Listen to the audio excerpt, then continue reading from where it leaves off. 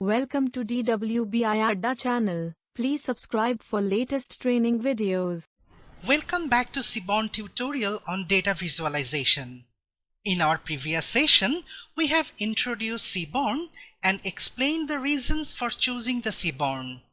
In this specific session, we will generate some meaningful graphs using our Seaborn library. So why wait? Let's go to the session.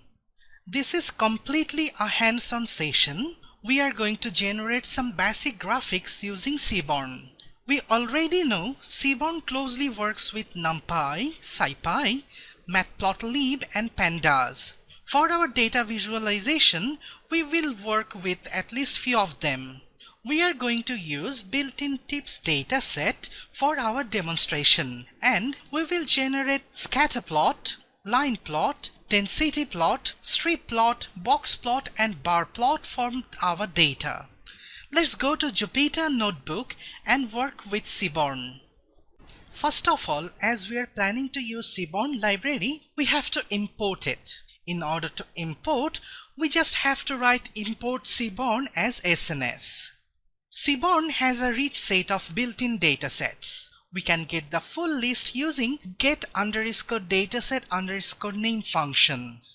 In this specific session, we will work with tips dataset. We have to load dataset to our environment, and to do so, we use built-in load_dataset function. We also stored the data to a local variable. This head function will display the first 5 samples of our dataset. Let's execute this. Our dataset has 6 variables, and of them total bill, tip and size are continuous variables, and others are categorical variables.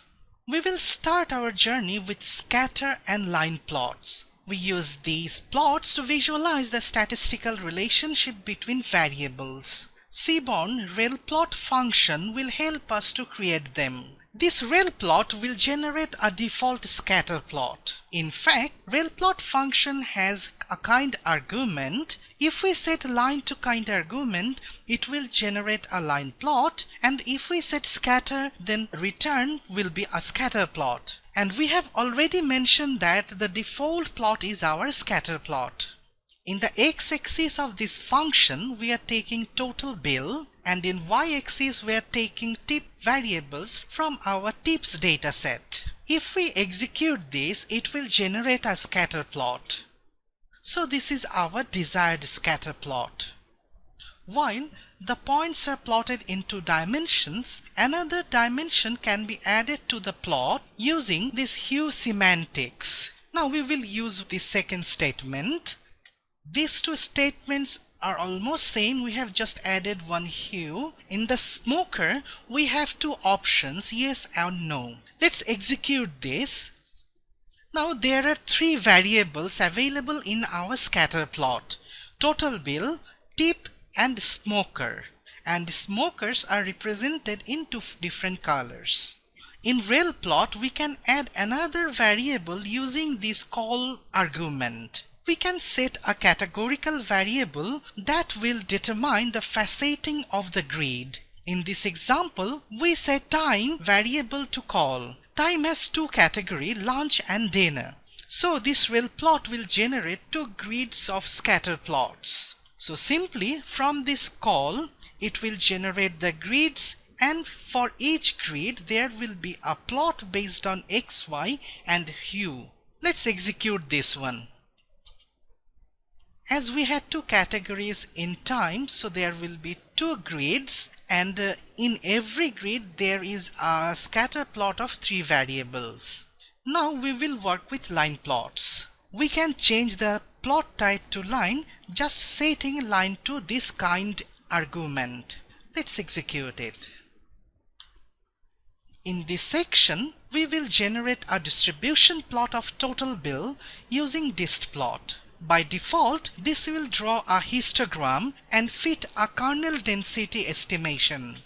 So this is our distribution plot for total bill. Now, bivariate and multivariate analysis using scatter plot. The most familiar way to visualize a bivariate distribution is scatter plot. where each observation is shown with points at the x and y values. We can use this joint plot to display bivariate relationships. So it is displaying a scatter plot for total bill and tip variables. Whenever we have data of more than 2 dimensions, we usually use a pair plot to visualize the pairwise relationship. Our tips dataset contains 3 continuous variables. So this pair plot will display pairwise relationships among them. So this scatter plot for total bill and tip, similar to this scatter plot is for total bill and size. In this final section, we will work with categorical data. In Seaborn, there are several different ways to visualize a relationship involving categorical data. Similar to RelPlot, Seaborn has catplot function. In this catplot function, we have day categorical data in x-axis and total bill continuous data in y-axis. If we execute this, it will generate a default strip plot. We had data of 4 different days, and those are displayed in 4 different colors. Similar to RelPlot, we can add an extra variable in hue. So it will display a strip plot of 3 variables, and each separate category under hue will be displayed by different colors. Let's execute this. The default plot of catplot is strip plot, but we can generate box plot and bar plot using this same function. If we set box in this kind argument, it will generate a box plot. And if we want to generate a bar chart, we have to use bar in kind argument. Let's check it. So this is our day-wise total bill represented using bar plot. So we are done with Jupyter. Now returning to the presentation. Today we have experienced how to generate basic graphics using Seaborn library. I think you have enjoyed the session. Thank you for staying with us.